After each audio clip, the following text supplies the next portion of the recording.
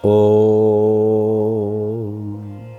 तव कथामृतं तप्तजीवनं कविभिरीडितं कल्मषापहं श्रवणमङ्गलं श्रीमदाततं भुवि गृह्णन्ति ये भूरिदा जनाः।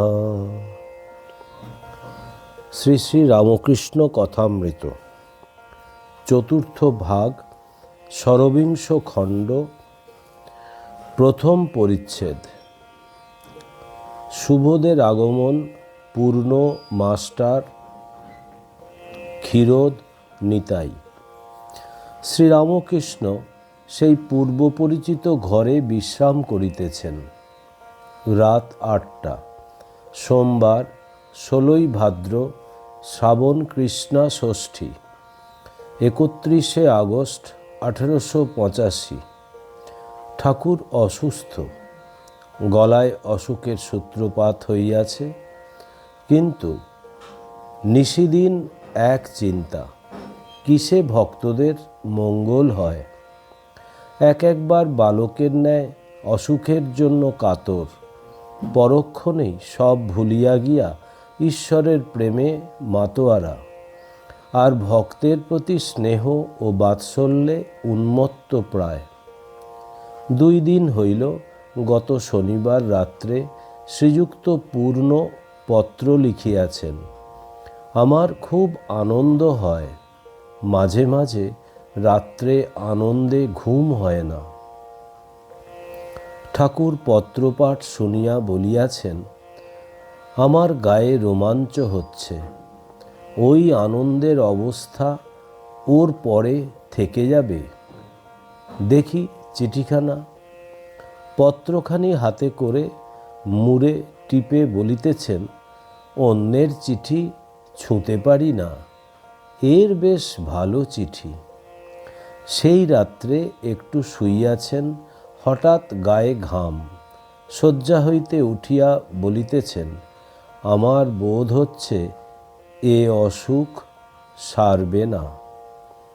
এই কথা শুনিয়া ভক্তেরা সকলেই চিন্তিত হইলেন। শ্রী শ্রী মা ঠাকুরের সেবা করিবার জন্য আসিয়াছেন ও অতি নিভৃতে নবতে বাস করেন। নবতে তিনি যে আছেন ভক্তেরা প্রায় কেহ জানিতেন না। একটি ভক্ত স্ত্রীলোক গোলাপমা ও কয়দিন নবতে আছেন। তিনি ঠাকুরের ঘরে প্রায় আসেন ও দর্শন করেন। ঠাকুর তাহাকে পরদিন রবিবারে বলিতেছেন, তুমি অনেক দিন এখানে আছো, লোকে কি মনে করবে, বরং 10 দিন বাড়ি গিয়ে থাকো গে। মাস্টার এই সমস্ত কথা শুনিলেন। আজ সোমবার, ঠাকুর অসুস্থ রহিয়াছেন। রাত প্রায় 8টা হইয়াছে। ঠাকুর ছোট খাটটিতে পেছন ফিরিয়া দক্ষিণ দিকে শিয়র করিয়া শুইয়া আছেন। গঙ্গাধর সন্ধ্যার পর কলিকাতা হইতে মাস্টারের সহিত আসিয়াছেন। তিনি তাহার চরণ প্রান্তে বসিয়া আছেন। ঠাকুর মাস্টারের সহিত কথা কহিতেছেন। শ্রীরামকৃষ্ণ, 2টি ছেলে এসেছিল। শঙ্কর ঘোষের নাতির ছেলে সুবোধ, আর একটি তাদের পাড়ার ছেলে ক্ষীরোদ। বেশ ছেলে দুটি। তাদের বললাম, আমার এখন অসুখ, তোমার কাছে গিয়ে উপদেশ নিতে। তুমি একটু যত্ন করো। মাস্টার, আজ্ঞে হ্যাঁ, আমাদের পাড়ায় তাদের বাড়ি। শ্রীরামকৃষ্ণ, সেদিন আবার গায়ে ঘাম দিয়ে খুব ঘুম ভেঙে গেছিল। এ অসুখটা কি হলো? মাস্টার, আজ্ঞে আমরা একবার ভগবান রুদ্রকে দেখাবো ঠিক করেছি। MD পাস করা, খুব ভালো ডাক্তার। শ্রীরামকৃষ্ণ, কত নেবে? মাস্টার, অন্য জায়গা হলে 20-25 টাকা নিত। শ্রীরামকৃষ্ণ, তবে থাক। মাস্টার, আজ্ঞা, আমরা হদ্দ 4-5 টাকা দেব। শ্রীরামকৃষ্ণ: আচ্ছা, এই রকম করে যদি একবার বলো, দয়া করে তাকে দেখবেন চলুন। এখানকার কথা কিছু শোনে নাই? মাস্টার: বোধ হয় শুনেছে। একরকম কিছু নেবে না বলেছে, তবে আমরা দেব, কেননা তাহলে আবার আসবে। শ্রীরামকৃষ্ণ: নিতাইকে? ডাক্তার: আনো তো, সে বরং ভালো। আর ডাক্তাররা এসেই বা কি করছে, কেবল টিপে বাড়িয়ে দেয়। রাত 9টা। ঠাকুর একটু সুজির পায়েস খাইতে বসিলেন। খাইতে কোনো কষ্ট হইল না, তাই আনন্দ করিতে করিতে মাস্টারকে বলিতেছেন, একটু খেতে পারলাম, মনটায় বেশ আনন্দ হলো। দ্বিতীয় পরিচ্ছেদ। জন্মাষ্টমী দিবসে নরেন্দ্র, রাম, গিরিশ প্রভৃতি ভক্ত সঙ্গে। আজ জন্মাষ্টমী, মঙ্গলবার, 17ই ভাদ্র, 1 সেপ্টেম্বর 1885। ঠাকুর স্নান করিবেন। একটি ভক্ত তেল মাখাইয়া দিতেছেন। ঠাকুর দক্ষিণের বারান্দায় বসিয়া তেল মাখিতেছেন। মাস্টার গঙ্গা স্নান করিয়া আসিয়া ঠাকুরকে প্রণাম করিলেন। স্নানান্তে ঠাকুর গামছা পরিয়া দক্ষিণাস্য হইয়া সেই বারান্দা হইতেই ঠাকুরদের উদ্দেশ করিয়া প্রণাম করিতেছেন। শরীর অসুস্থ বলিয়া কালীঘরে বা বিষ্ণুঘরে যাইতে পারিলেন না। আজ জন্মাষ্টমী। রামাদি ভক্তেরা ঠাকুরের জন্য নববস্ত্র আনিয়াছেন। ঠাকুর নববস্ত্র পরিধান করিয়াছেন, বৃন্দাবনী কাপড় ও গায়ে লাল চেলি। তাহার শুদ্ধ অপাবৃদ্ধ দেহ নববস্ত্রে শোভা পাইতে লাগিল। বস্ত্র পরিধান করিয়াই তিনি ঠাকুরদের প্রণাম করিলেন। আজ জন্মাষ্টমী। গোপালের মা গোপালের জন্য কিছু খাবার করিয়া কামারহাটি হইতে আনিয়াছেন। তিনি আসিয়া ঠাকুরকে দুঃখ করিতে করিতে বলিতেছেন, তুমি তো খাবে না।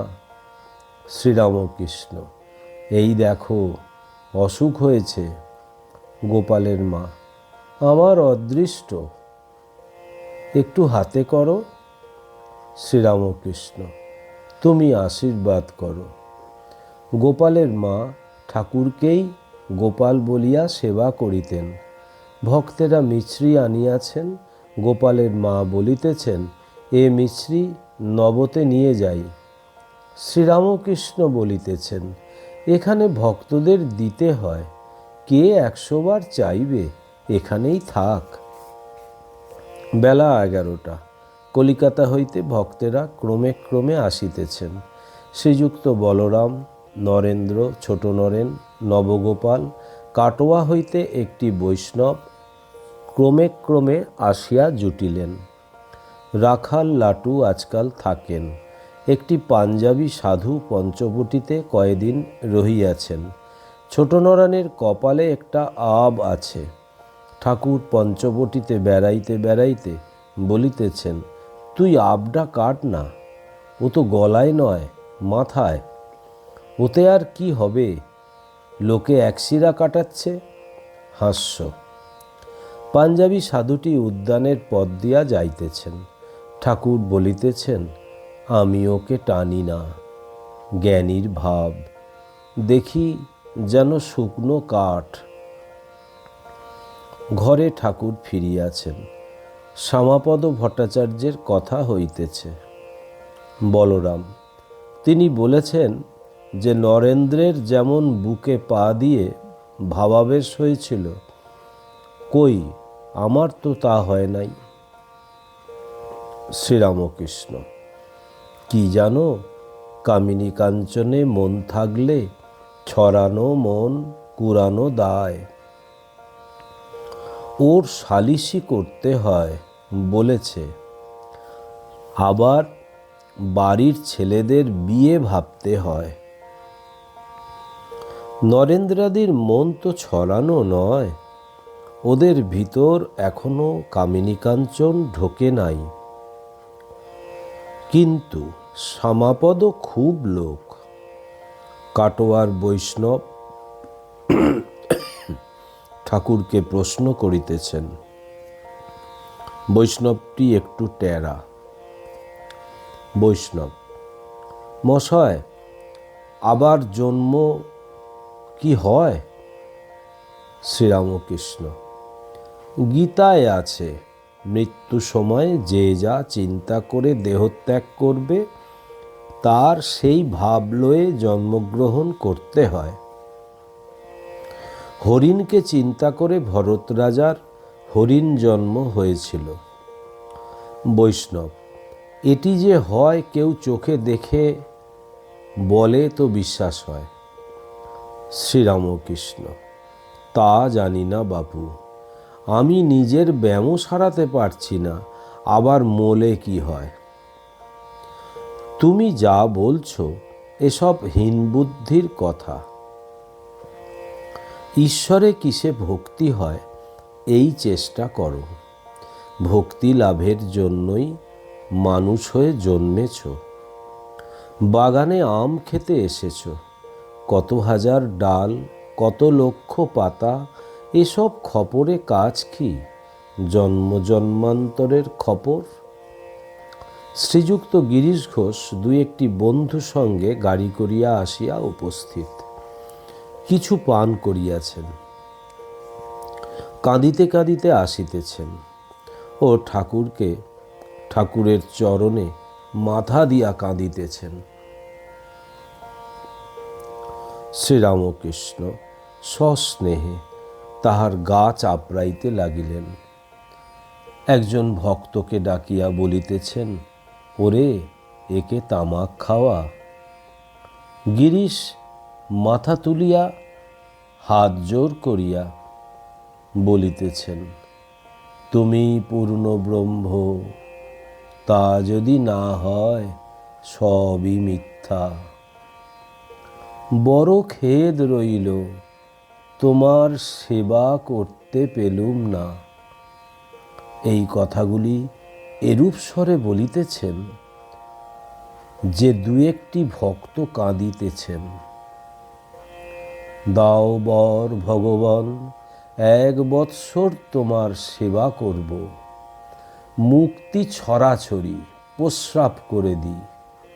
বলো, তোমার সেবা 1 বৎসর করব। শ্রীরামকৃষ্ণ: এখানকার লোক ভালো নয়, কেউ কিছু বলবে। গিরিশ: তা হবে না, বলো। শ্রীরামকৃষ্ণ: আচ্ছা, তোমার বাড়িতে যখন যাব। গিরিশ: না, তা নয়, এইখানে করব। শ্রীরামকৃষ্ণ জিদ দেখিয়া: আচ্ছা, সে ঈশ্বরের ইচ্ছা। ঠাকুরের গলায় অসুখ। গিরিশ আবার কথা কহিতেছেন। বলো, আরাম হয়ে যাক। আচ্ছা, আমি ঝাড়িয়ে দেব। কালী কালী। শ্রীরামকৃষ্ণ: আমার লাগবে।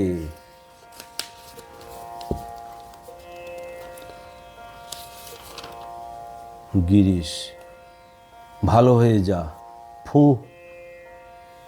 ভালো যদি না হয়ে থাকে তো, যদি আমার ও পায়ে কিছু ভক্তি থাকে তবে অবশ্য ভালো হবে। বলো, ভালো হয়ে গেছে।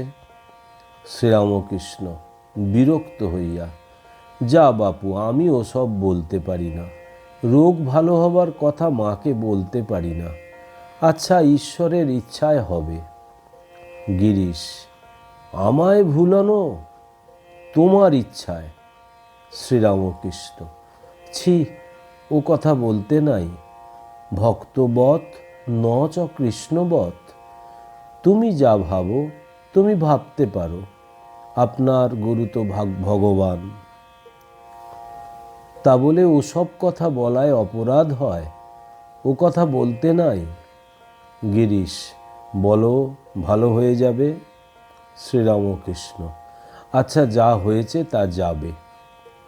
গিরিশ নিজের ভাবে মাঝে মাঝে ঠাকুরকে সম্বোধন করিয়া বলিতেছেন, হ্যাঁ গা, এবার রূপ নিয়ে আসো নাই কেন গা?